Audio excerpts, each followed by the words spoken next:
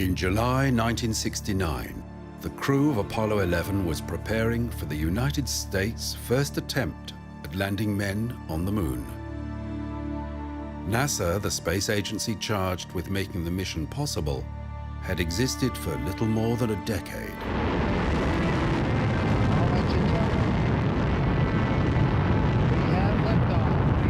Apollo 11 was the first of 6 successful moon missions, the result of an unprecedented surge in scientific and engineering activity with remarkable spin-offs.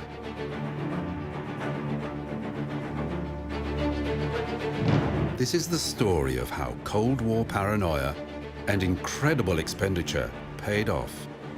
In less than 9 years, the United States went from space amateur to technological hyperpower.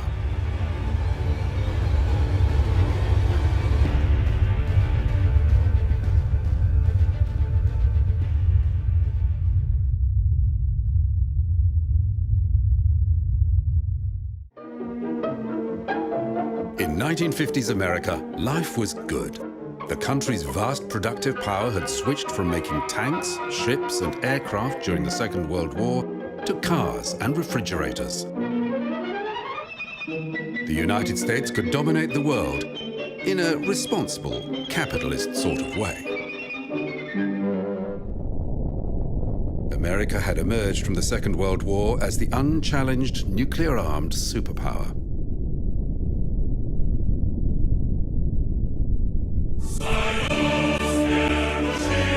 But there was a problem. The Soviet Union had finished the war with a giant, battle-hardened army, and the country soon had its own nuclear weapons, becoming the world's second superpower. Its communist ideology, calling for international revolution, was a direct threat to the West.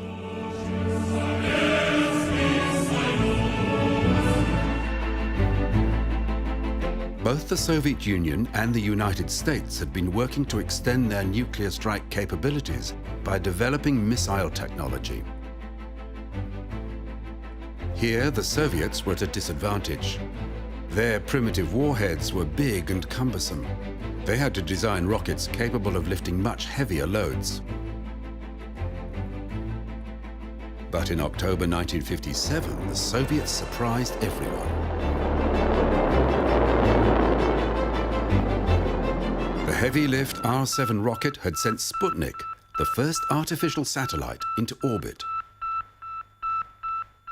The 83-kilogram sphere was equipped with nothing more than a beeping radio transmitter. 2 days later, the Soviets tested a giant thermonuclear bomb, and America could not help but link the two events. It gets the American people alarmed that a foreign country, especially an enemy country, can do this, and we fear this. In December 1957, America was preparing for its first satellite launch. A Vanguard rocket was to boost a tiny 1-kilogram payload to orbit. Coast to coast, citizens were watching.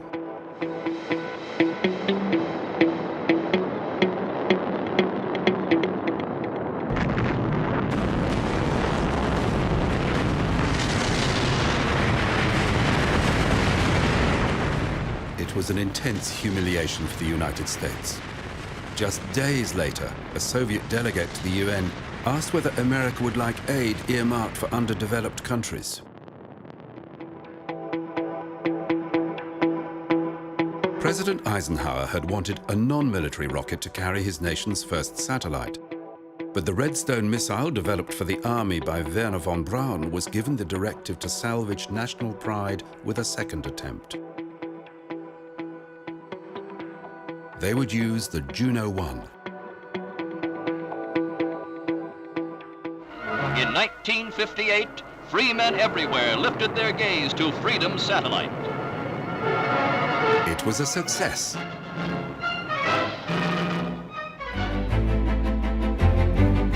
Later that same year, the Eisenhower administration established NASA to coordinate the country's space efforts. Soon after, NASA recruited its first 7 astronauts. They were all test pilots. At this time, in 1959, the United States had attempted 20 satellite launches. Only 8 had been successful.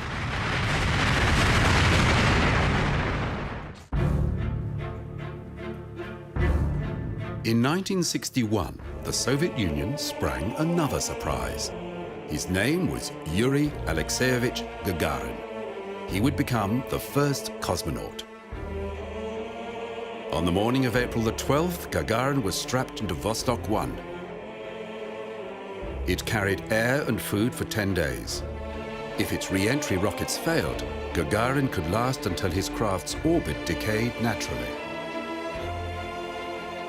In 108 minutes, Vostok 1 completed one orbit and landed safely back in the Soviet Union.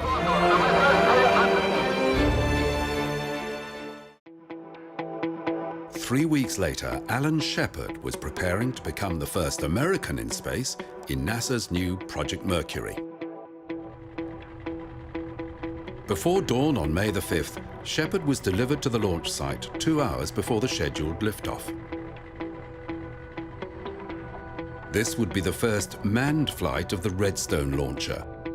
But the Redstone did not have the power to reach orbit. This would be a suborbital hop. In the spirit of the Cold War, Shepard had called his Mercury capsule Freedom 7. There were weather delays, and Shepard had been strapped into his seat for 3 hours before the flight started. Liftoff and the clock has started. This is Freedom 7. The fuel is go. 1.2 G. Cabin at 14 psi. Oxygen is go.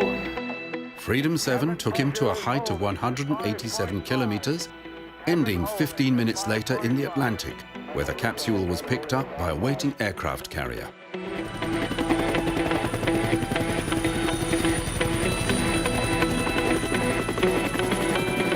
It was successful, but compared to Gagarin's orbital flight, it was a poor second.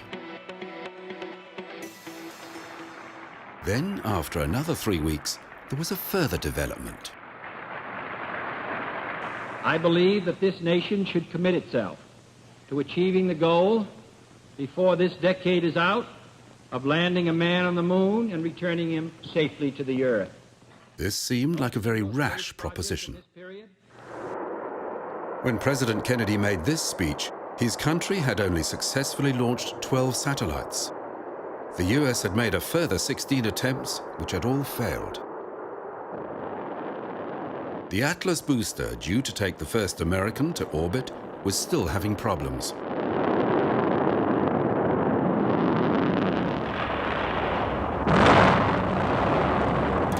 But a new fast-tracked program, under the direction of German engineer Dr. Werner von Braun, had been underway for several years. A new launcher, the Saturn I, was an attempt to surpass the Russians' heavy lift capability. It would use a cluster of narrow tanks that could easily be fabricated using the tooling developed for the country's existing rocket fleet. It would also cluster 8 rocket engines to deliver the required thrust. The engine used was the H-1. It was a direct descendant of the engine that powered Germany's V-2 rocket. After the Second World War forces, with them came hardware and extensive drawings. Tests began in New Mexico using modified V-2s. Blueprints for the V-2's engine were given to North American Aviation, who implemented proposed improvements mentioned in the Nazi documentation.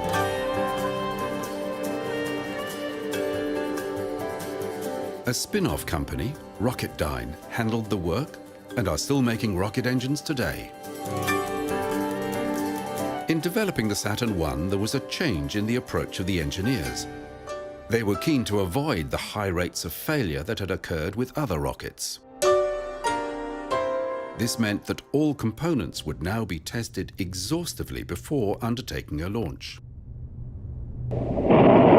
This included the H-1 engine, which was required to deliver 99% reliability.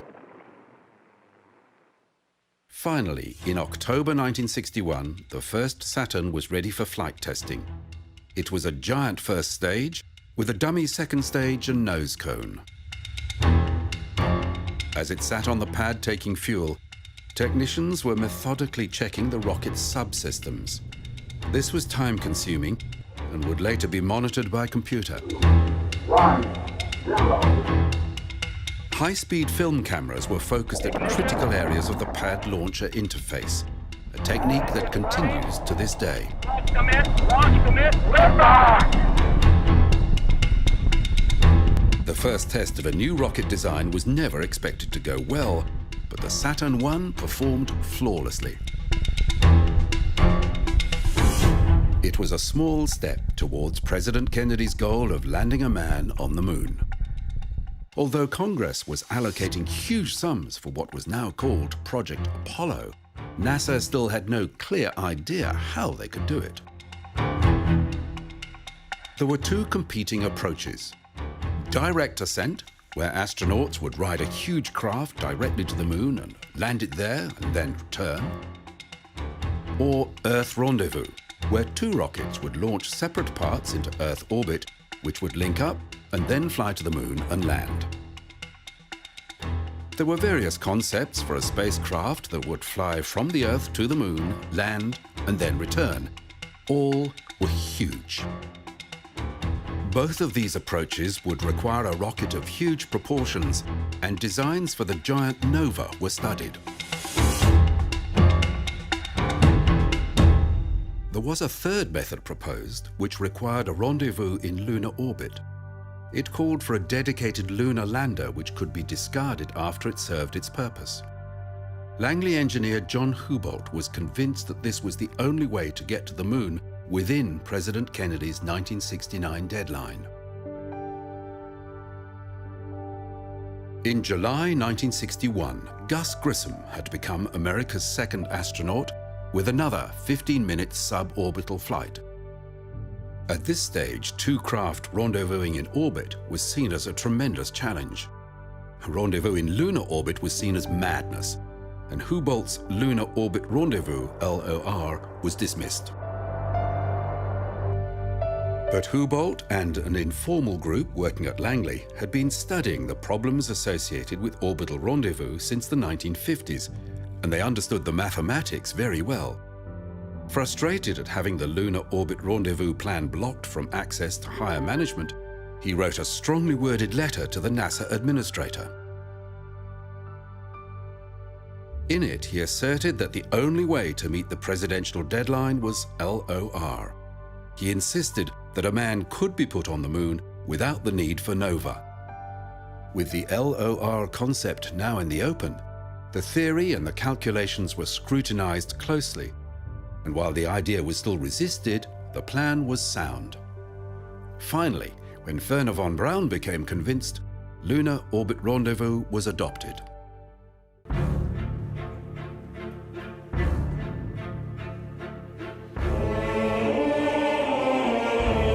In August 1961, Germán Tito was preparing to become Russia's second cosmonaut.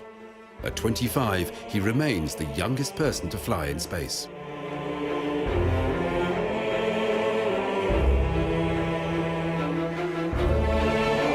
His flight in Vostok 2 made 17 orbits, with Tito remaining aloft for more than a day. He was the first man to eat in space, the first man to sleep in space, and the first man to suffer from space sickness.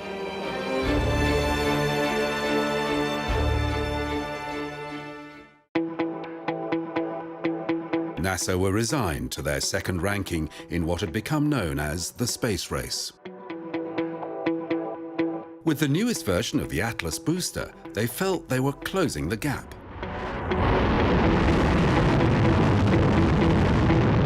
An unmanned flight went well, but they were still worried.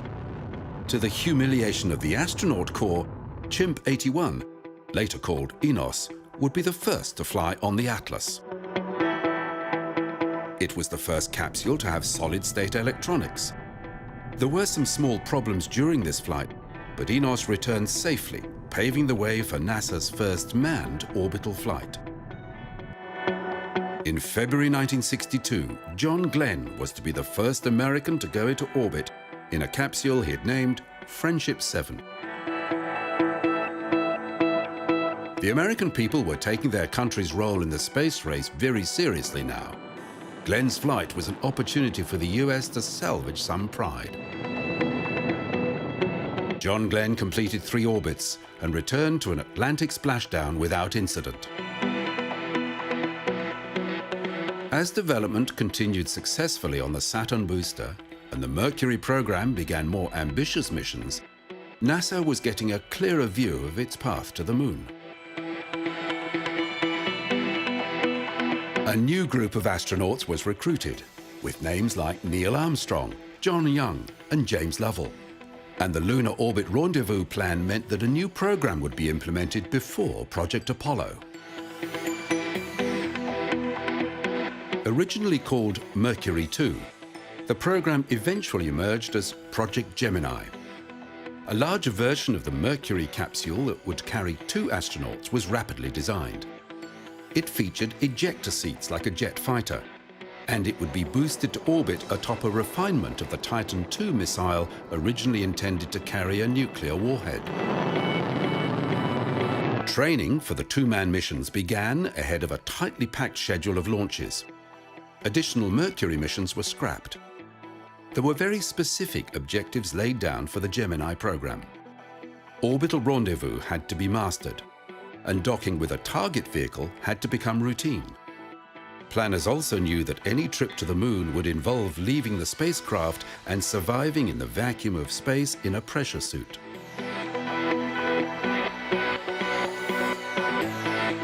New infrastructure was built. At Cape Canaveral, a giant vehicle assembly building for the coming Saturn family of rockets was commenced. In Alabama, a captive rocket test facility was built, and there were new engine test stands constructed in Mississippi.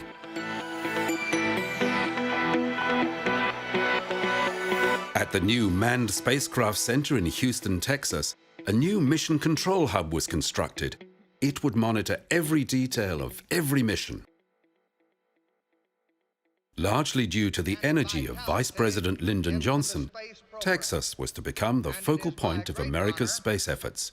It was September 1962, before a crowd in the stadium of Rice University in Houston, the leading space city, gives such a warm welcome to our President of the United States.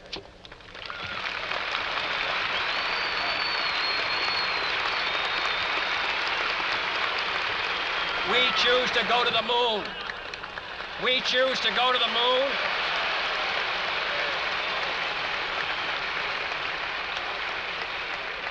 We choose to go to the moon in this decade and do the other things, not because they are easy, but because they are hard. Because that goal will serve to organize and measure the best of our energies and skills. Because that challenge is one that we're willing to accept, one we are unwilling to postpone, and one we intend to win, and the others too. Though the American people were largely on side with the country's space goals, Kennedy understood that the huge expenditures now being made could easily lead to an erosion of the national support. But in little more than 12 months, when the president returned to Texas, he was assassinated.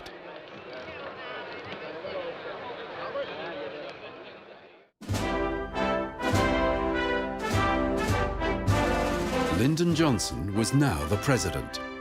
He strengthened his position in 1964 with a landslide win in the presidential election, and under his leadership, America's space objectives remained unchanged. In August 1962, the Soviet Union had set another space first. Vostok 3 and Vostok 4 orbited at the same time.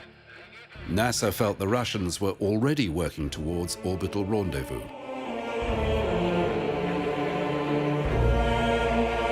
In June 1963, another cosmonaut was preparing for another first.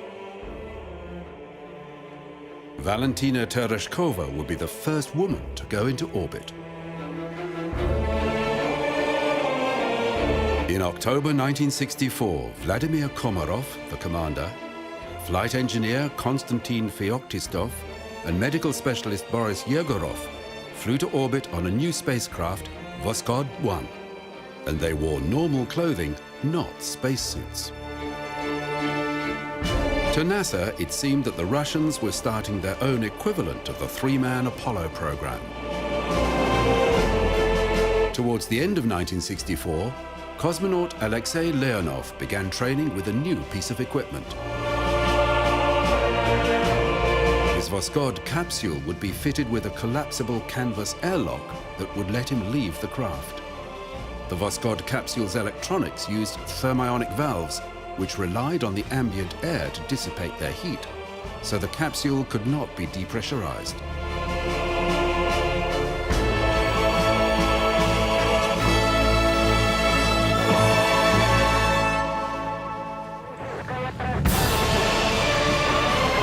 In March 1965, Alexei Leonov on Voskhod 2 became the first person to leave his capsule and float freely in space.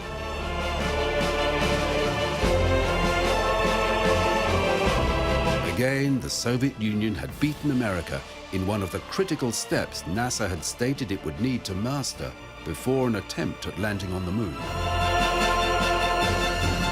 The complete story did not emerge until after the fall of the Soviet Union. Once outside, Leonov's spacesuit swelled like a balloon, making him too large to re-enter the airlock. Only by drastically venting his suit pressure could he squeeze back inside.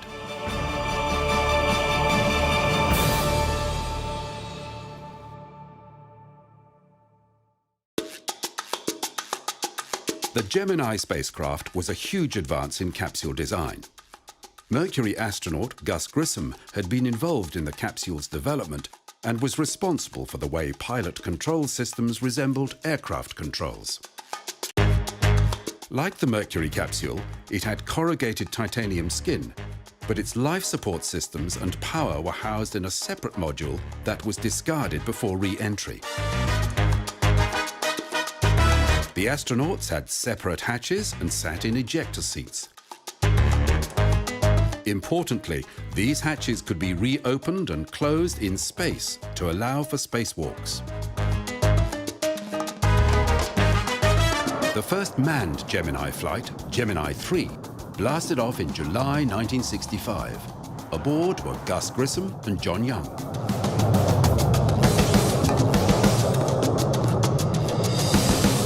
This is power. 3 orbits and 5 hours later, their craft landed in the Atlantic, just west of the Bahamas, 84 kilometers short of the intended target. Importantly, Gemini 3 had been the first spacecraft to change its orbit, a vital development toward NASA's short-term goal of orbital rendezvous. Grissom and Young's flight had been a morale booster for America's space effort, and they were treated as heroes. Less than a week after their return, the 2 astronauts were given a ticker-tape parade through the streets of New York. People were now taking the idea of a moon landing seriously. At the White House, the astronauts met with President Johnson.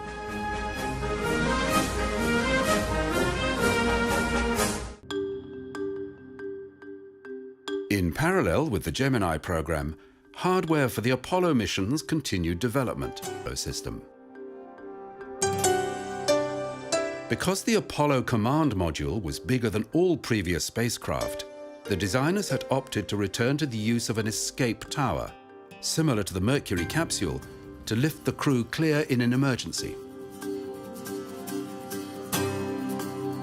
A special launcher known as Little Joe 2 was developed to test the escape system under a variety of simulated malfunctions.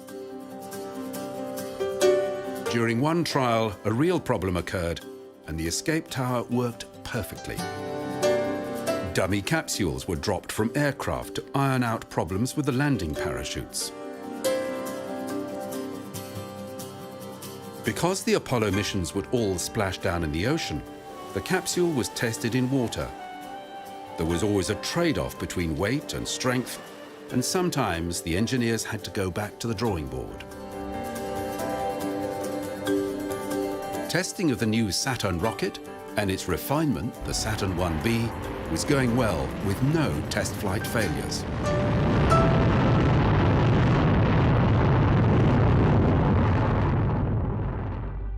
On the morning of June the 3rd, 1965, Gemini 4 was being prepared.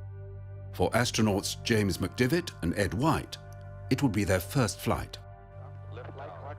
This would be the first mission controlled from the new Integrated Mission Control Center in Houston. Launch control remained at the Cape, but after the launcher had cleared the tower, all aspects of the remaining Gemini and Apollo flights were controlled from this complex. Roger, Fido,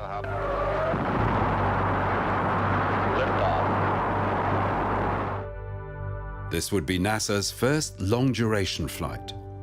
An attempt was made to rendezvous with the Titan upper stage, but with little success and depleted fuel reserves, the exercise was abandoned. Above Australia, White and McDivitt donned their spacesuits and began depressurizing the capsule. Ed White had to struggle with his hatch door, which had jammed. But after attention from McDivitt, who understood the problem, it opened and White stepped outside. I got dragging a little bit, so I don't want to fire the gun yet. Okay, I'm out. He was tethered to the spacecraft by an 8-meter line that fed him oxygen. To maneuver, he had a small zip gun that expelled oxygen. It worked well, but was soon running low on gas. Okay, I put a little roll in, took it right out. A communication problem meant that while Mission Control could hear him, they could not speak to him. Messages had to be relayed via McDivitt. Don't sweat, I'll come over to you. Looks like a thermal glove, Jim. It all looked deceptively simple. But other than be outside, White had no real task to perform. Around the world, these pictures captured huge press attention. I feel like $1 million. Right from its inception, NASA had made a commitment to openness. It was the one glaring difference between America and its Cold War adversary. Jim McDivitt and Ed White were both alumni of Michigan University, which held a ceremony for the astronauts when they were back on the ground. Although the Soviet Union may still be ahead in the space race, America was catching up, and the unfettered access NASA allowed the press meant that the Gemini program became a media phenomenon. For McDivitt and White, there followed the now regulations ceremonial at the White House.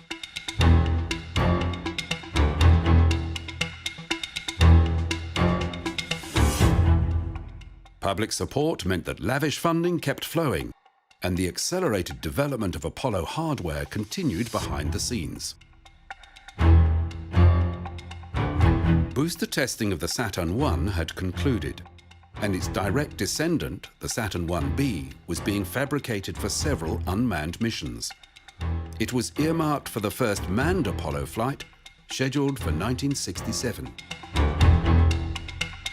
The giant C-5, now known as the Saturn V, was also being built. This was the rocket that would take men to the moon. Unlike the clustered tanks hastily pressed into service for the Saturn I, the Saturn V had larger, lighter single tanks, and it replaced the 8 H-1 engines with 5 much larger F-1 engines.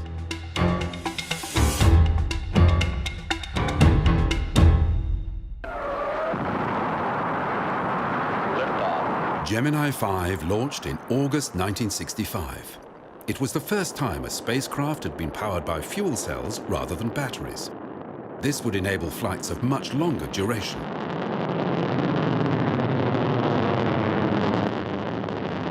But the system gave problems. In addition, the spacecraft's thrusters were unreliable. The crew of Gordon Cooper and Pete Conrad were forced to abandon a rendezvous exercise through diminished electrical supply and limited control of their craft. But Gemini 5 did set a new record for endurance.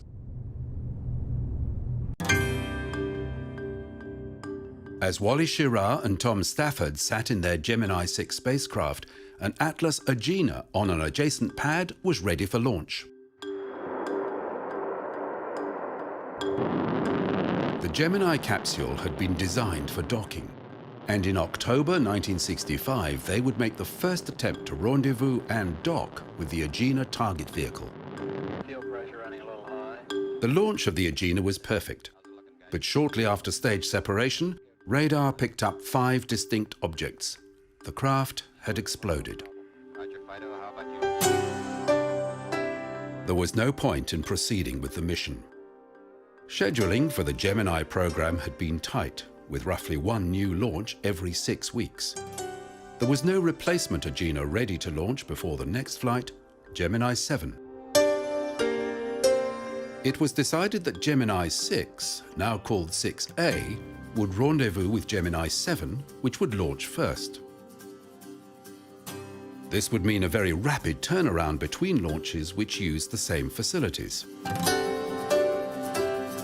In December 1965, Frank Borman and Jim Lovell were preparing for NASA's longest duration mission yet.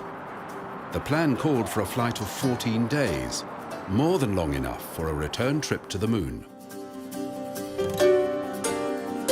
The schedule called for Gemini 6A to launch 8 days later. Schirra and Stafford had been through this exact procedure just 7 weeks earlier. There could be no faulty target vehicle to let them down. You're cleared for takeoff. Roger, adios. Minus 5, 4, 3, 2, 1. Ignition. A plug had released early, forcing an automatic shutdown. For the second time, Schirra and Stafford had been unable to get off the ground. Very good. 3 days later, Gemini 6A launched successfully. Within 6 hours, the 2 Geminis were side by side. Rendezvous was one of the difficult maneuvers that had to become routine before a realistic attempt at landing on the Moon could be made. Although the American public may not have appreciated the finer points of orbital mechanics, moving pictures of a spacecraft in orbit again roused huge media attention. Gemini 7 set a new record for time in orbit, but during the last few days the spacecraft had developed thruster problems.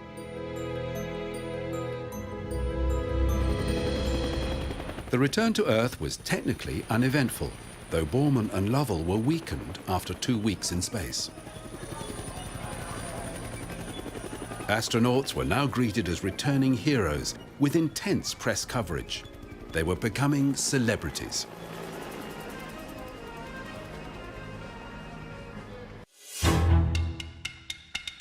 Next were 2 first-time astronauts, Neil Armstrong and Dave Scott. As mission commander, Neil Armstrong would be the first American civilian to go to space. Gemini 8 had a very busy flight plan. Docking still had not been achieved, and this flight was scheduled to rendezvous and dock with an Agena target vehicle that would launch an hour before the Gemini. This launch was perfect, and the crew of Gemini 8 were able to rendezvous and finally to dock with the target vehicle. But again there was a thruster problem, which sent the 2 docked craft into a spin. Armstrong separated the craft, but the rate increased. A Gemini yaw thruster was stuck on. Flight rules called for a prompt return. The destroyer Leonard F. Mason picked up the crew and their capsule from the Pacific, an ocean away from the planned recovery region.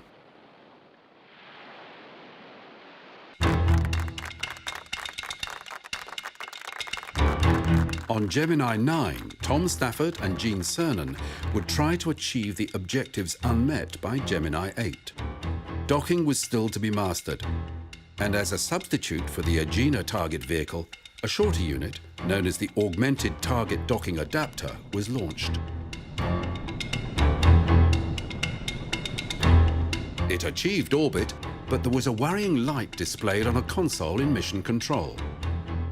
When Stafford and Cernan caught up with their target, they saw the ascent shroud still in place.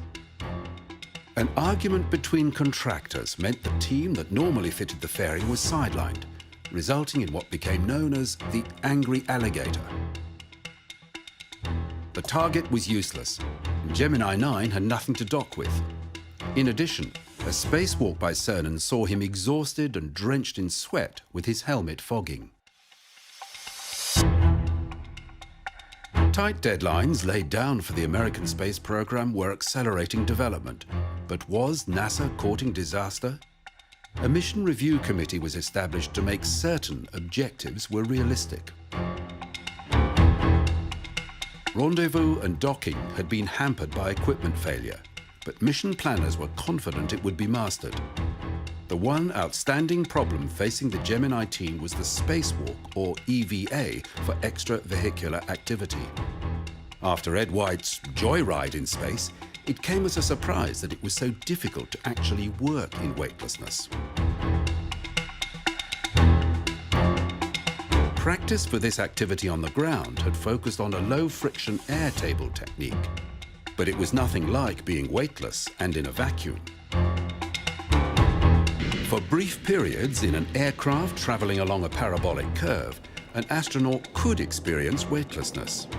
This was difficult, but with only 3 more Gemini missions scheduled, it was felt to be of value.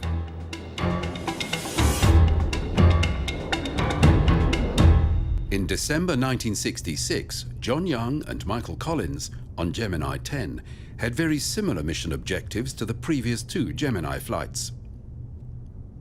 They successfully rendezvoused and docked with their Agena target, then, using the Agena's engine, boosted their orbit to a new record high. The craft then rendezvoused with the spent Agena used by Gemini 8. Collins made 2 spacewalks, losing his camera in the process. As he made his way to the target craft, he found it difficult to gain purchase. He was suffering similar difficulties to his colleagues on previous flights.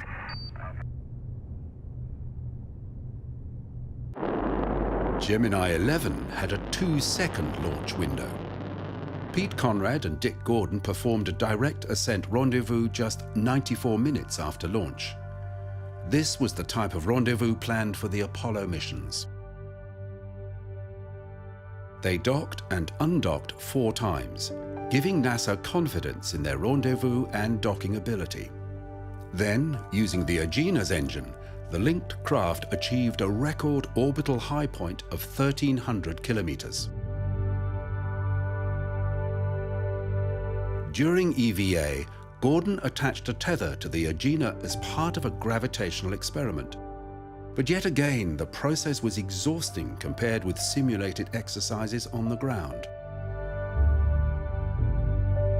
NASA had just 1 more Gemini mission to iron out their EVA problems. Planners decided to try a new simulation in preparation for the EVAs scheduled for the final Gemini flight. Buzz Aldrin went through neutral buoyancy training at the McDonough School swimming pool near Baltimore. There would be new anchor points installed on both spacecraft. A waist tether was part of the new equipment. Astronauts had said they used too much energy just trying to maintain their position.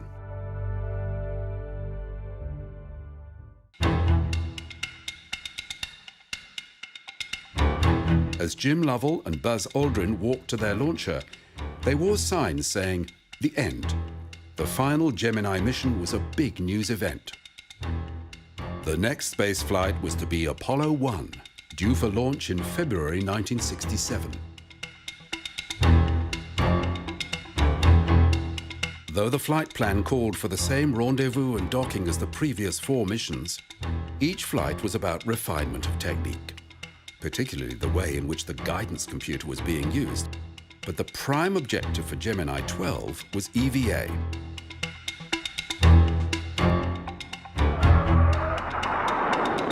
Gemini 12 blasted off on the 11th of November 1966.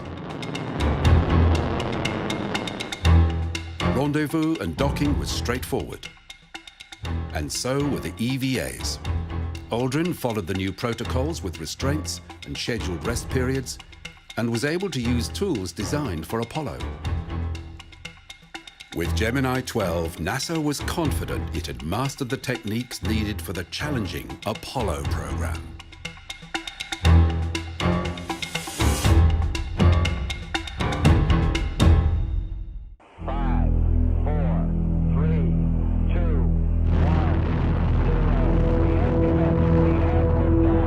The Saturn 1B had made 2 unmanned flights with early versions of the Apollo command and service modules. Both were suborbital flights. Gus Grissom, Ed White and Roger Chaffee were slated as the crew for the first orbital mission, Apollo 1, with a Block 1 command module. In training for the mission, they were frustrated at the continuous changes being made to the Apollo spacecraft. It was the culmination of everything NASA had learned from the Mercury and Gemini programs, but it was not coming together easily. On January the 27th, 1967, the crew and support team were doing a plugs out test, a launch simulation where the craft was not connected by umbilicals. As had been the case on all previous missions, they were breathing pure oxygen at slightly above atmospheric pressure. The Saturn 1B was not fueled and the tests were not regarded as dangerous. But a spike in voltage triggered a flash fire in the spacecraft, and in seconds the crew were dead. Flammable materials and the pure oxygen atmosphere were a lethal combination. High pressure in the capsule made opening the inward swinging door difficult.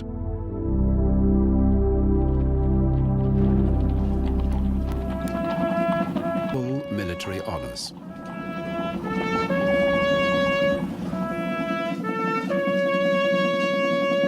Many at NASA had been dreading this kind of outcome. In a speech to colleagues at Mission Control, Flight Director Gene Kranz said, "We were too gung-ho about the schedule, and we locked out all of the problems we saw each day in our work."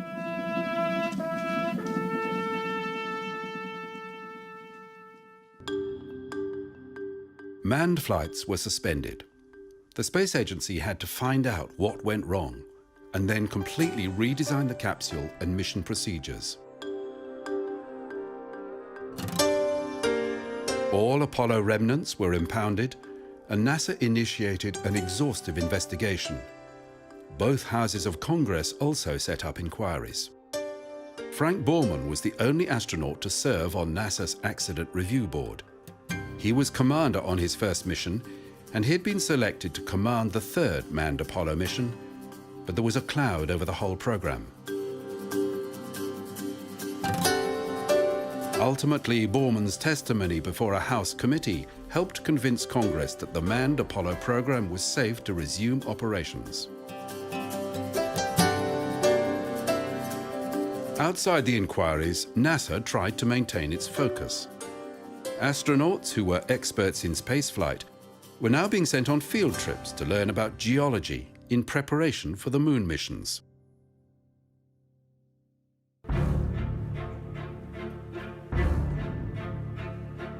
Since 1964, the Soviet Union's space program had gone quiet.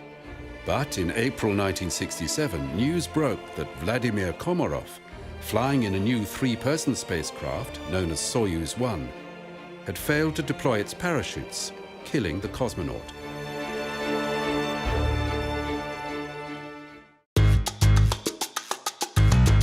Although in the United States, manned missions for 1967 had been put on hold, NASA was still busy. The new Saturn V was almost ready for its first flight. Its 3 stages and their engines had all been exhaustively tested on the ground. For flight testing, NASA had adopted a new all-up testing plan that had worked in missile development. It involved more risk, but testing all stages together rather than on separate flights would save a lot of time. Intelligence reports were beginning to filter through that the Soviets were running their own lunar program to maintain their lead in what clearly was a race for the moon.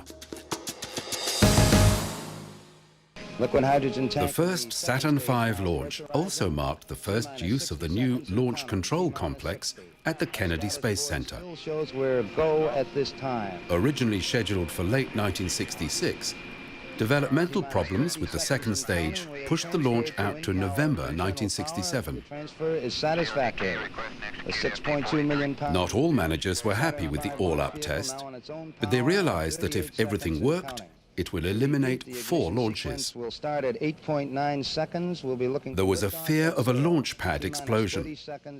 With 90% of the Saturn V's launch weight being highly explosive fuel, calculations had been made to understand the damage a low-altitude failure could create.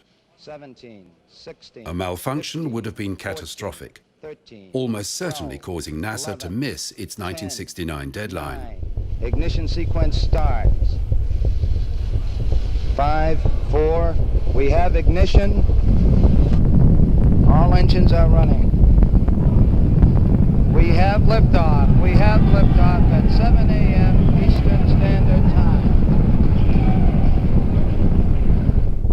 Apollo 4 bristled with sensors and small film cameras. The cameras were sealed inside pods that were ejected after staging.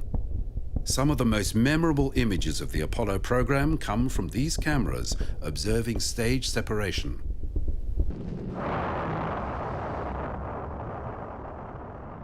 In the Gemini launches, the first stages had exploded after separation. Though this did not threaten missions, engineers wanted to understand everything that happened.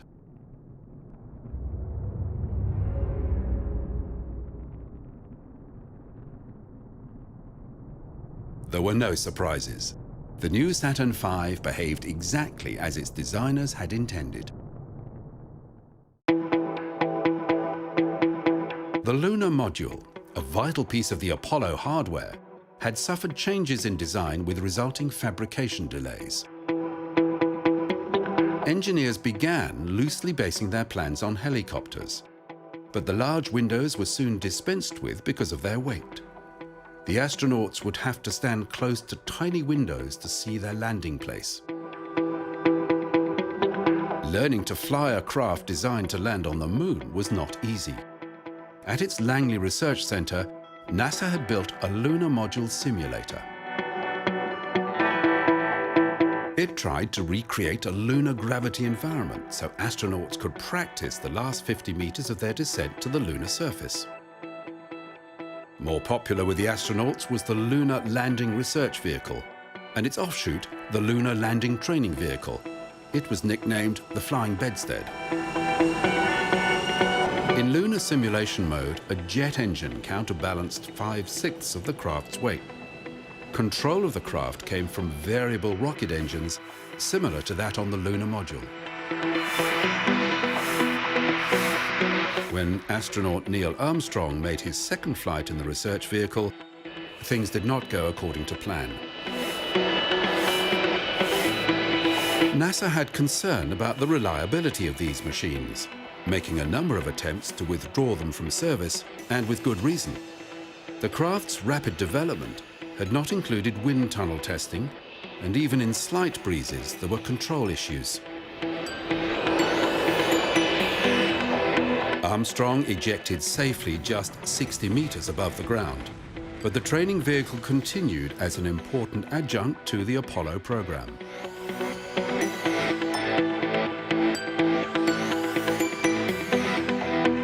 Results from the inquiry into the Apollo 1 fire had led to an extensive redesign of the Apollo command module. The hatch now opened outwards and could be unlocked quickly. The wiring was shielded in non-flammable sleeves, and combustible materials inside the craft were excluded. Apollo spacesuits had been changed as well to eliminate flammable materials. Unlike the Gemini suits, which were air-cooled, Apollo astronauts would now wear an inner suit crisscrossed with tubing to carry cooling water. Above that, there was a blue pressure garment with an outer protective layer of fire-resistant beta cloth. A completely sealed helmet that did not swivel with the head was introduced.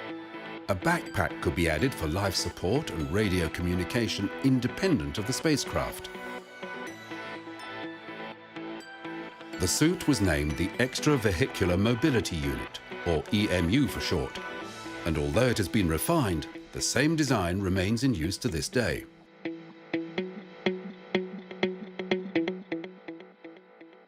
Wally Schirra, Don Isley and Walter Cunningham would make the Apollo program's first manned flight. By October 1968, NASA had confidence in the new command module. Apollo 7 would launch to Earth orbit on a Saturn 1B.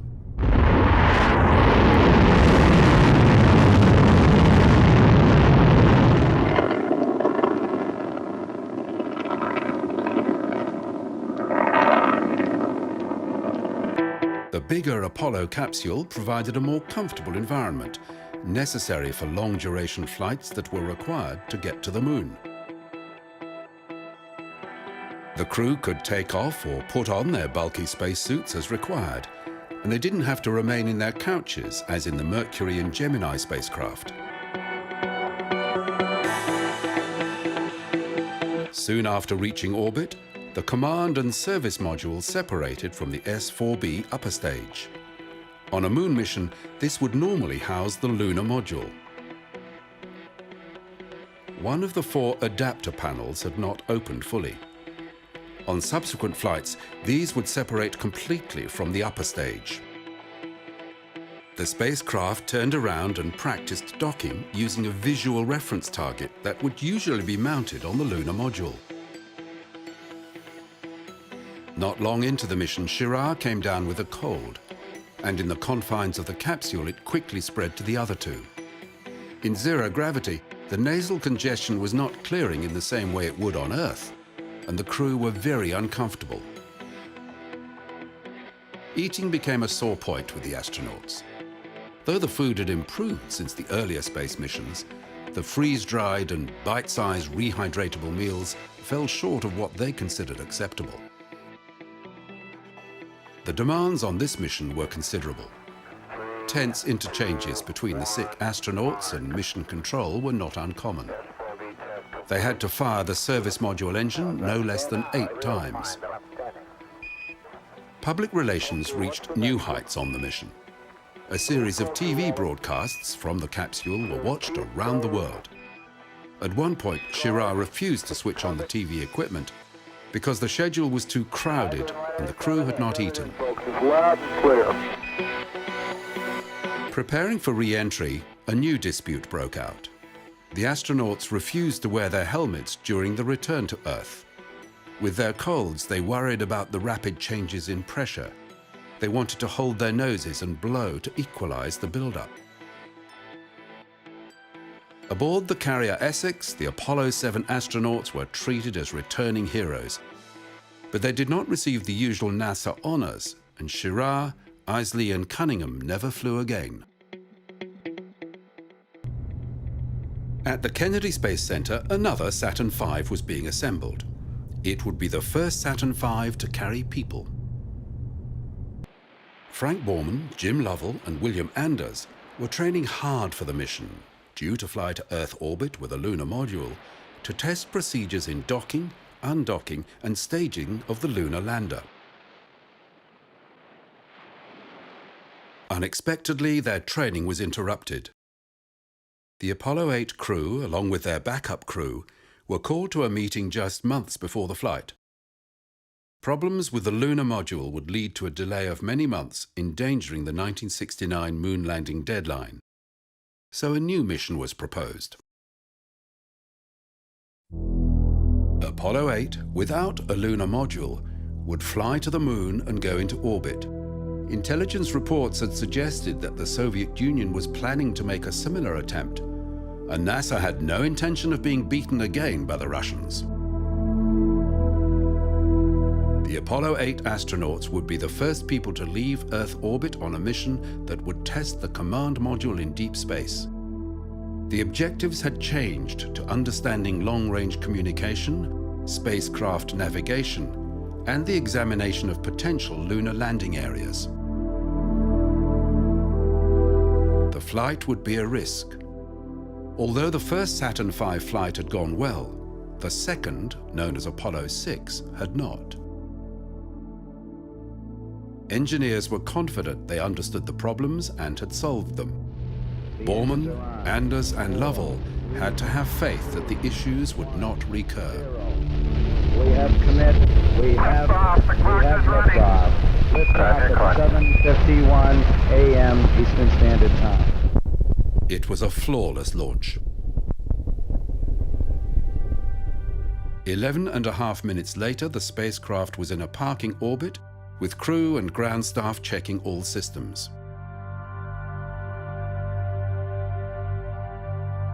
During the second orbit, Mission Control gave them the thumbs up. Apollo 8, you are go for TLI, over. Roger, understand, we're go for TLI. TLI, translunar injection. Soon after, the S-4B upper stage fired, pushing Apollo 8 out of Earth orbit toward the Moon. Now a new problem arose. Frank Borman began to feel sick and threw up, which was even more unpleasant in zero gravity. Because of the attitude of the spacecraft, they could not see the Moon, but through the round window they began seeing more and more of the Earth. They were the first people to see our planet in its entirety. However, this window soon fogged with gas from the oils in the chemical sealant. Apollo 7 had also suffered from this problem. As Apollo 8 approached the Moon, the crew prepared for an engine burn that would place the craft in lunar orbit. The main engine had to fire for 4 minutes when the command module was behind the Moon, out of radio contact. This was the first time the crew got a decent view of the Moon. William Anders prepared to photograph the lunar surface. An important part of the mission was to document areas such as the Sea of Tranquility in preparation for future lunar landings. On their fourth orbit, they saw something astounding. Oh my God, look at that picture over there. There's the Earth coming up. Wow, is that pretty? Hey, don't take that, it's not scheduled. After this mission, it was said, they went to the Moon and discovered the Got a color Earth. film, Jim? Hand me a roll of color quick. Oh man, that's great. Where is it? Quick. After 10 orbits of the Moon, Apollo 8 fired its main engine and began its return to Earth. During the cruise back, Bill Anders captured more pictures of the Earth. The Apollo 8 astronauts returned as heroes. Their flight around the Moon had put NASA's space effort back on the front pages. On their return to Houston, there was an outpouring of national pride. Finally, the US was winning the space race. But it was the end of 1968, and there was only 1 year left to reach the Moon within President Kennedy's deadline.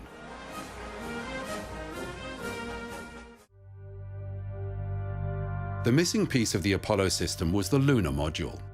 It had existed as a mock-up for 5 years, but there had been delays in manufacture of the final craft. No one had built a moon lander before, and there was nothing similar to base it on. Throughout its development, its designers were repeatedly asked to cut its weight by the builders of the Saturn V, as they gained a clearer understanding of the capabilities of the launch system. In March 1969, a lunar module with a crew was headed to Earth orbit. Apollo 9 would be the first test of the complete Apollo system. Russell Schweickart, Dave Scott, and Commander Jim McDivitt faced a punishing schedule. They would test the lunar module and the life support backpack for use on the lunar surface. Once in orbit, the command and service modules separated from the S-4B upper stage that carried the lunar module. They docked with the lunar lander to withdraw it from the S-4B. After separation, Apollo 9 backed away to a safe distance, and ground control sent the discarded stage on a course toward the Sun.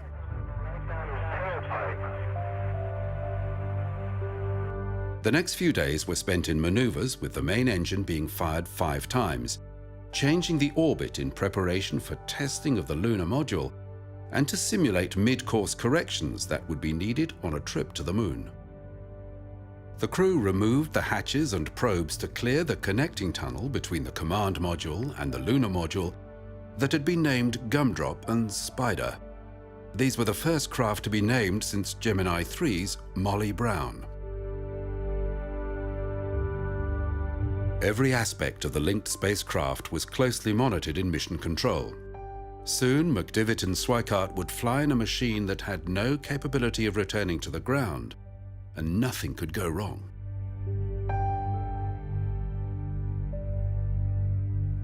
In case something did go wrong and the 2 craft couldn't dock again, a spacewalk had been planned to test an outside transfer between Spider and Gumdrop. This was the Apollo program's first spacewalk, and Russell Schweikart was only... Okay, we're nice and stable with respect to you. The next day, Spider and Gumdrop separated for the first time. It's a nice looking machine. So is yours. Using its descent engine, the lunar module withdrew to a distance of around 150 kilometers.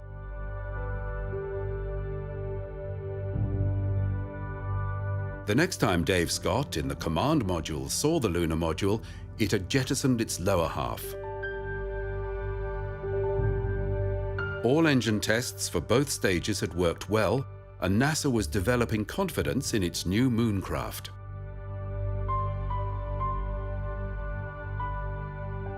Before redocking with the command module, McDivitt and Schweikart did a complex series of pirouettes to allow Scott to inspect the craft from every angle.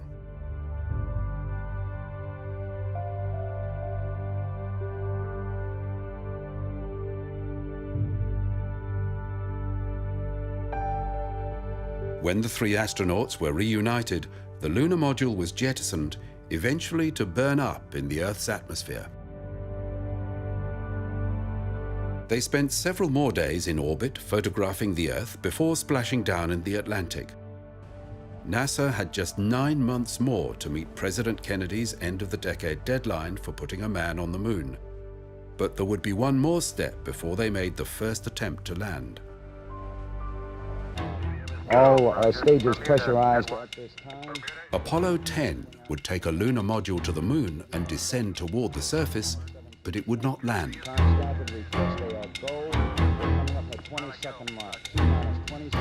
In keeping with NASA's very tight schedule, it had a long list of questions to answer, and the mission would have the most experienced crew of any Apollo mission so far. Lunar Module pilot Gene Cernan had flown on Gemini 9. Command Module pilot John Young had flown on Gemini 3 and 10. And Commander Tom Stafford had flown on Gemini 6 and 9. One of the important problems that this mission had to solve was linked with the Moon's uneven gravitation. Previous manned and unmanned lunar orbital missions had discovered that variable concentrations of mass within the Moon had caused lunar orbits to be erratic. NASA needed to map these irregularities to fully understand how their spacecraft would perform in lunar orbit. 9. We have ignition sequence start. Engines on. 5, 4, 3, 2. All engines running. Launch commit. Liftoff. We have liftoff 49 minutes past the hour.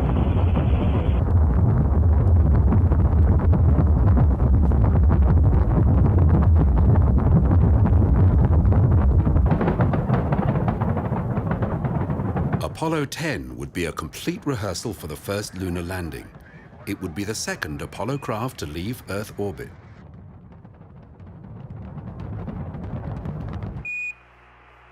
Docking with and extraction of the lunar module, which had been the major focus of previous missions, was becoming commonplace. Again, it's looking real stable to us. We show you closing slightly. Roger. Snap, and we're there. Got 2 grays. Roger. Apollo 10 was the first spacecraft to make color television transmissions, and they pulled in audiences of around 1 billion. I just do whatever he says. As in the previous mission, Apollo 10 had 2 spacecraft, each needing a different call sign. The astronauts had elected to call the mothership Charlie Brown and the lunar module Snoopy, after the popular Peanuts cartoon strip of the time. Subsequently, space crews were asked to choose names that had a little more gravitas.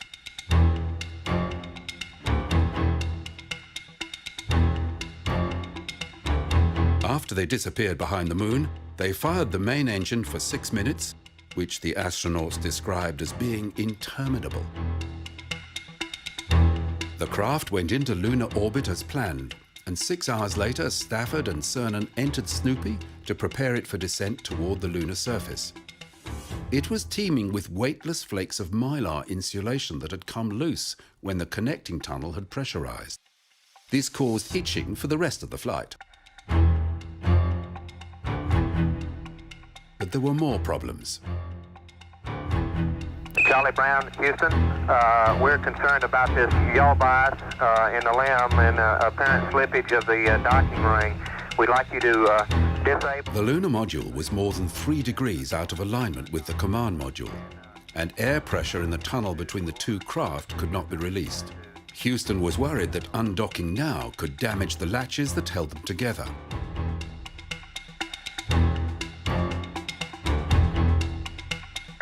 Engineers on the ground decided that anything less than 6 degrees was not a problem, and Snoopy was given the all-clear to undock.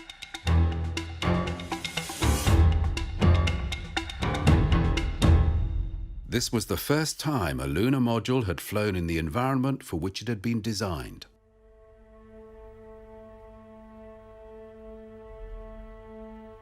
Mission planners were concerned that Stafford and Cernan might try to seize the opportunity to make an unauthorized landing, so Snoopy had been short-fueled. If they did land, they could not get back. For the next 8 hours, John Young would be alone in Charlie Brown. Houston, Charlie Brown, how do you read on high gate, over? Charlie Brown, Houston, over. Roger, read your loud clear. Snoopy was go for DOI. Raj, great, sounds great, we copy. Snoopy dropped lower and lower, passing directly over the proposed landing site for the next Apollo mission, and traveling more than 500 kilometers from the mothership. Got a good stage, let's make it early egg. But just before they were due to jettison the descent stage, a guidance setting switch, which was in the wrong position, caused the lunar module to gyrate wildly. By dumping the descent stage and switching to manual control, Tom Stafford was able to regain stability.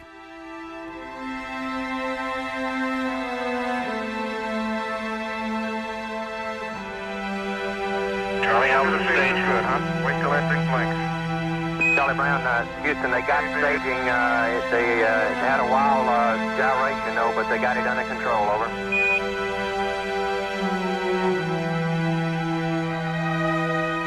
The rendezvous went according to plan, and Apollo 10 remained in lunar orbit for another 29 hours, mapping anomalies in the lunar gravity before returning to the Earth.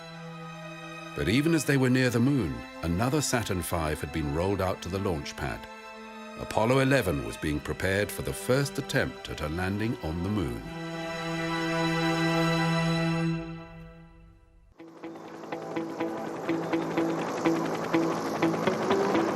Early on July the 16th, 1969, vast numbers were gathering along the beaches of Central Florida to witness history.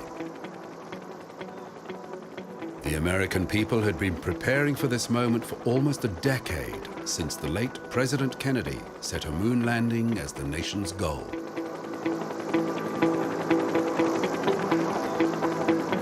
More more than 1 million people were crowding the roads and causeways around Cape Canaveral that had been renamed Cape Kennedy.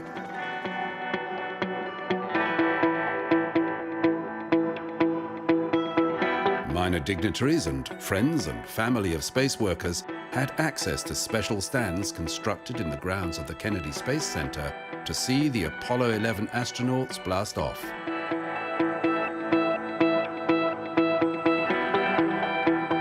While the public had great faith in NASA's ability to land men on the moon, the experts working in the space business put their chances of success at no better than 50-50.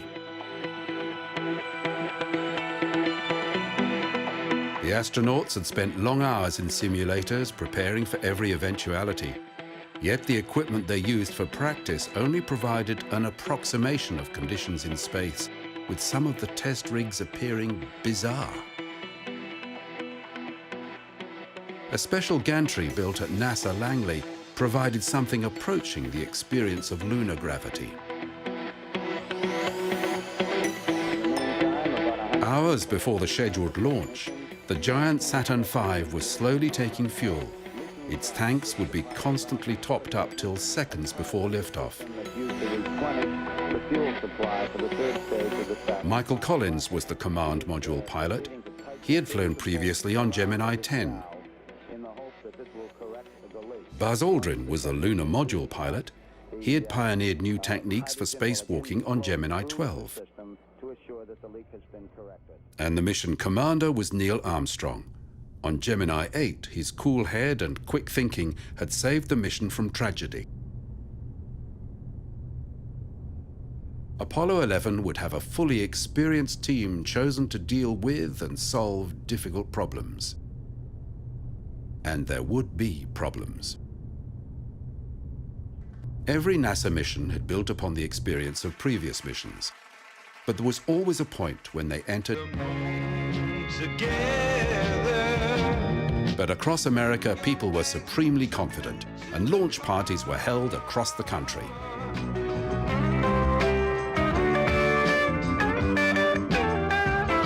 Local entrepreneurs were quick to capitalize on the mood of celebration.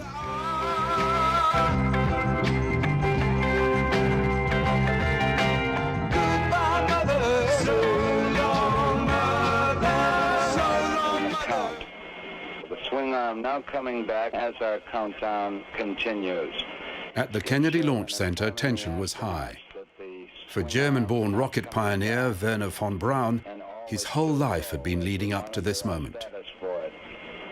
Firing command coming in now. Everyone at the Cape understood how many different components had to work correctly for a successful launch. Astronauts agreed that the launch made them most anxious. Firing command coming in now. This would be the 6th launch of the Saturn V booster, and while some of these flights had been a little lumpy, all were regarded as successful. T-minus 15 seconds. Guidance is internal. 12, 11, 10, 9. Ignition sequence starts. 6.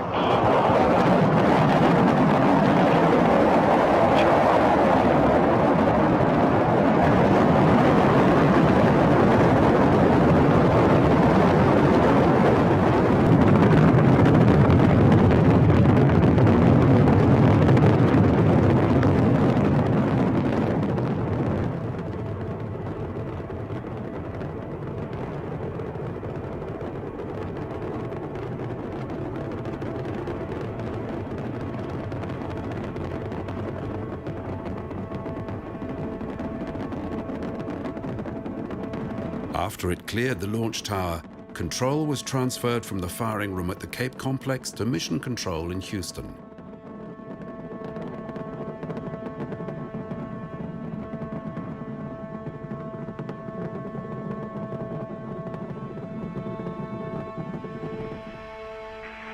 Apollo 11, this is Houston, radio check, over. 12 minutes after launch, Apollo 11 was in low Earth orbit. Apart from a slightly rough ride with the 3rd stage, everything had been routine. About 5 by 2, very weak. Can you give us a status report, please? Translunar injection and docking with the lunar module were now practices that had been done many times before. and they too were achieved with little fuss.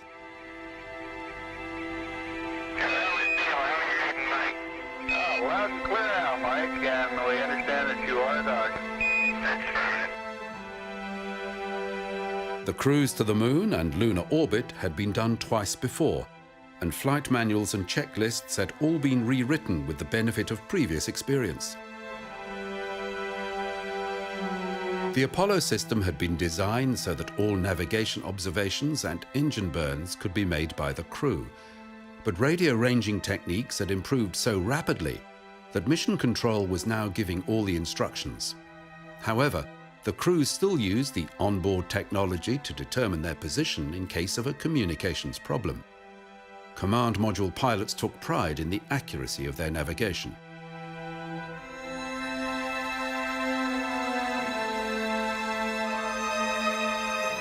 Both the command and lunar modules were equipped with the Apollo guidance computer, one of the first practical microcomputers. We recommend you accept the nav 49, continue through your sequence of sightings, and then we'll... For most computations, there was a manual workaround.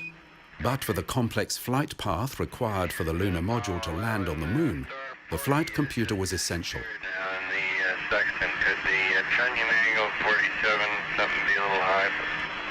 Stand by. In lunar orbit, the crew of Apollo 11 would lose radio contact every time they passed behind the moon.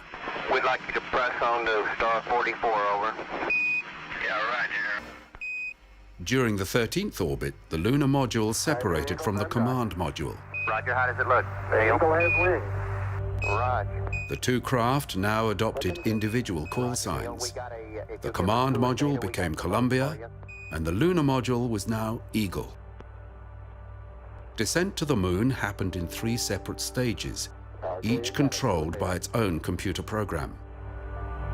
Roger, let us know when you're ready to copy. We have a DOI pad. The first stage was the braking phase that changed the orbit so it would reach a zone above the designated landing point. During this period, the crew were traveling feet first, looking up at the Earth. The next stage was the approach phase, when the Eagle tipped up into a more vertical attitude. This was when Aldrin and Armstrong got their first view of the landing point. A long elliptical region in the Sea of Tranquility was their target. The open plain was judged to be the easiest place for the first lunar landing. Altitude lights out. But unexpected things began happening. Fuel in the lunar lander's tanks began sloshing around. While this was not dangerous, the motion meant the craft could give no clear indication about its pre-programmed landing site. That's affirmative. Program alarm. 1202. 1202. Give us a reading on the 1202 program alarm. Then the flight computer began sounding an alarm, and there was only one person in mission control that knew what a 1202 alarm was. A young software engineer understood the computer was overloaded, but that it could still look after critical functions. Delta H is looking good now. Roger, Delta H is looking good to us. The mission would continue. Roger, we got you. We're going at alarm. The final part of the landing sequence was still computer-controlled, but it allowed the commander to override the craft's rate of descent and its positioning.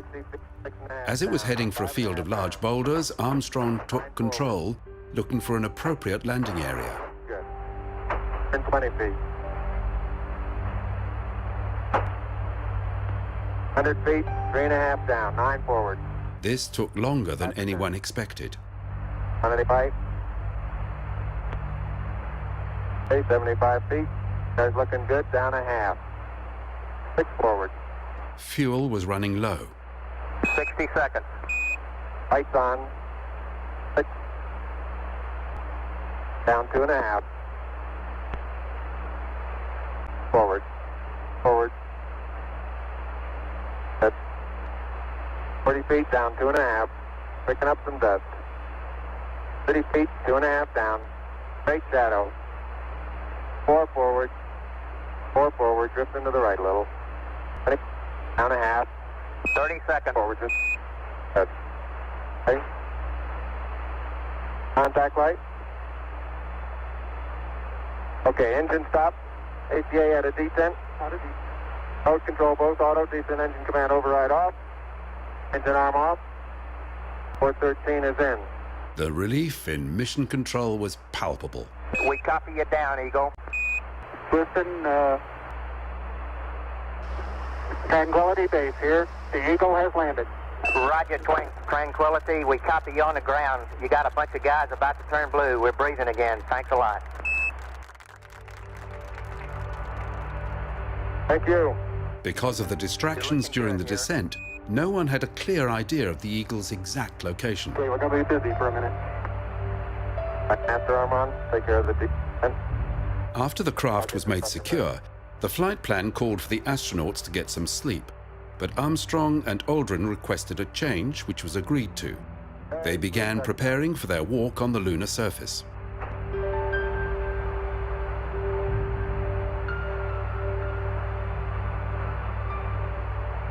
Seven hours later, Armstrong was climbing down the ladder. Footbeds are only depressed in the surface about 1 or 2 inches. A black and white TV camera was now activated, and around the world, 600 million people were watching. That's one small step for man, one giant leap for mankind. This was something new. No one had thought that history would be televised with the world as witness. Beautiful, Mike, really is. It had been argued that television was a waste of time.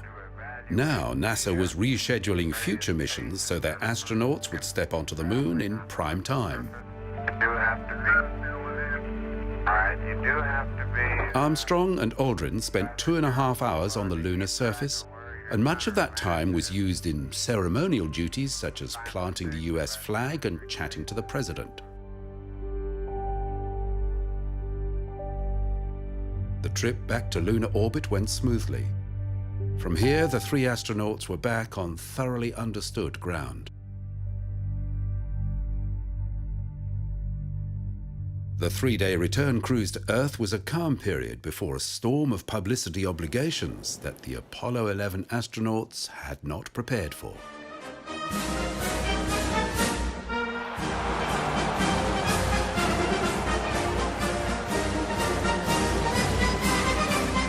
Armstrong, Aldrin and Collins were feted in ticker-tape parades across the United States and then across the world. NASA was keen to build on this wave of popularity, but the final 3 scheduled moon landings were soon cancelled, and although the remaining moon missions became more ambitious and complex, the American people lost interest. The Apollo program ended in 1972. Nobody has been back to the moon since.